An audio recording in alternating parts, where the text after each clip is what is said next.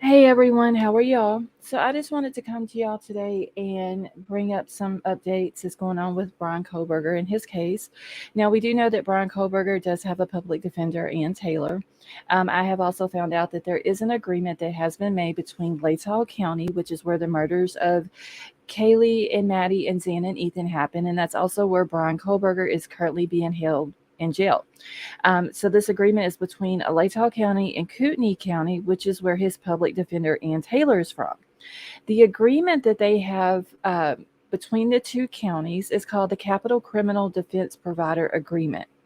Now, this agreement, and I have it pulled up on the screen for y'all, it does say that Latah County shall pay Kootenai County at the rate of $200 per hour 4 hours occurring during the 40-hour regular work week, and shall pay the attorney directly at the rate of $200 per hour for hours occurring outside of a 40-hour work week.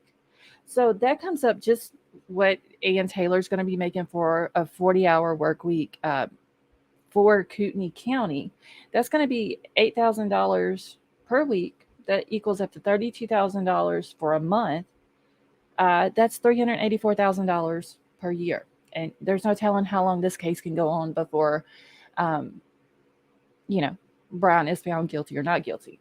Now, it also states that the second seat attorney, Latah County, shall pay Kootenai County at the rate of $180 per hour for the hours occurring during the 40-hour regular work week, and it shall also pay the attorney directly at a rate of $180 per hour for hours occurring outside of a 40-hour work week.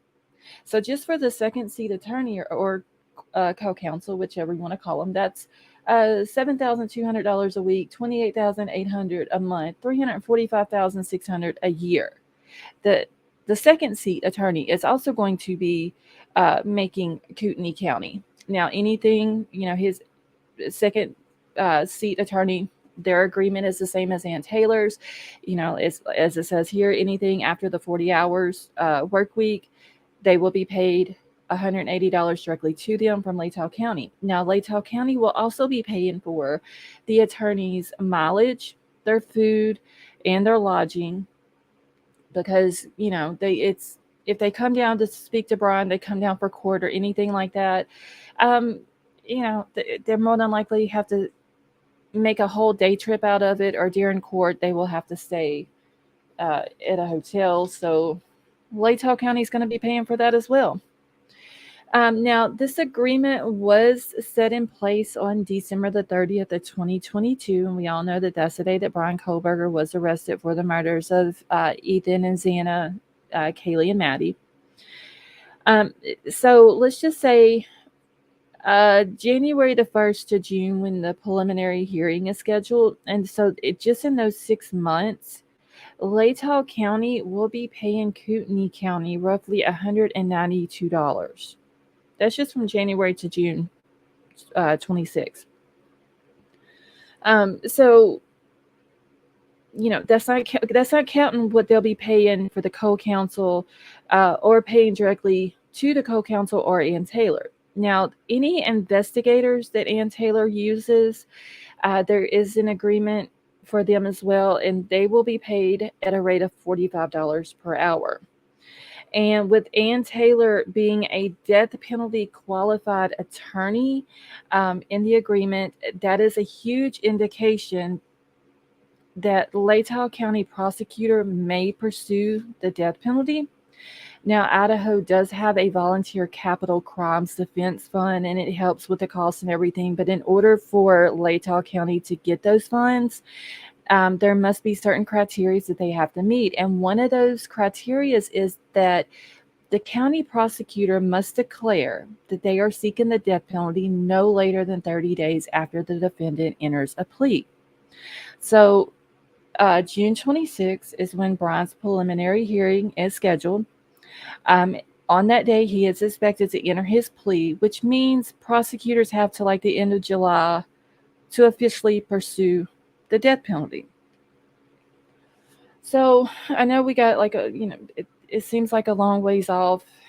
Hopefully the time will pass really quickly. June 26th will hurry up and get here.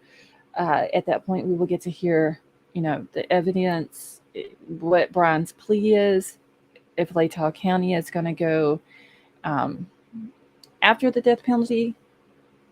So, drop down in the comments down below. Let me know. Do y'all think that, you know, this should be a death penalty case? Like, should Latah County, um, should they pursue the death penalty for what Bryan Kohberger is being uh, accused of? Now, this payment agreement isn't the only thing that's came up, and like the money that's been spent and everything with this investigation.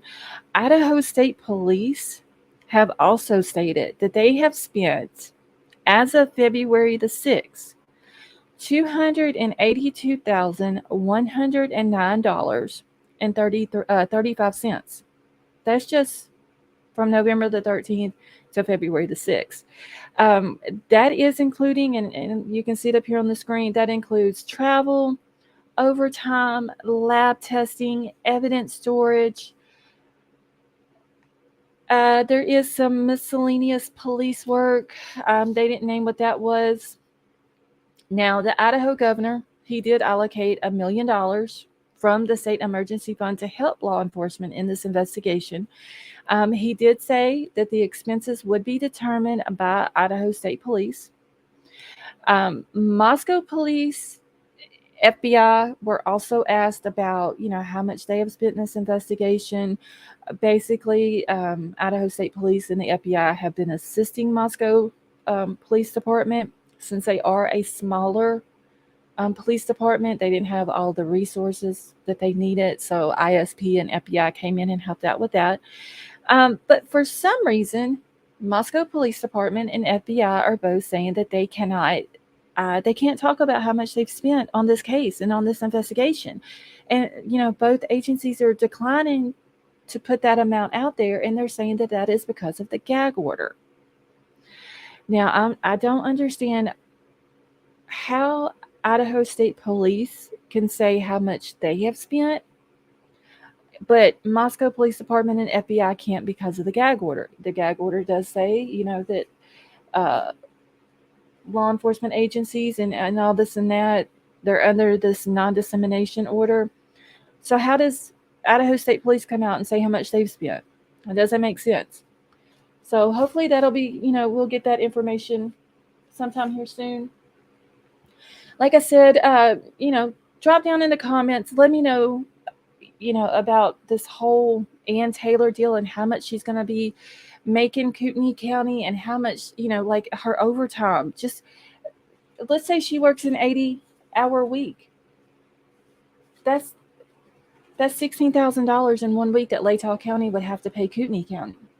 $8,000 to Kootenai County, and then $8,000 would go in the pocket of Ann Taylor.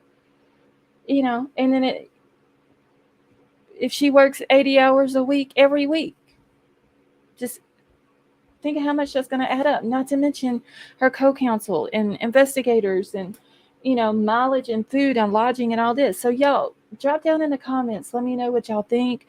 Let me know what you think about how much Idaho State Police have also spent. The reason that Moscow Police Department and FBI has put out that they can't tell how much they've spent on this whole investigation because of this non-dissemination order. It just doesn't make sense how they can't, but Idaho State Police can. All right, guys, if you haven't done so, please hit the subscribe button. Please like the video. Also hit the notification bell because a lot of times I do go live, and if you hit the bell, it will notify you whenever I get ready to go live. Thank you all so much for watching the video, and I hope you all have a wonderful day.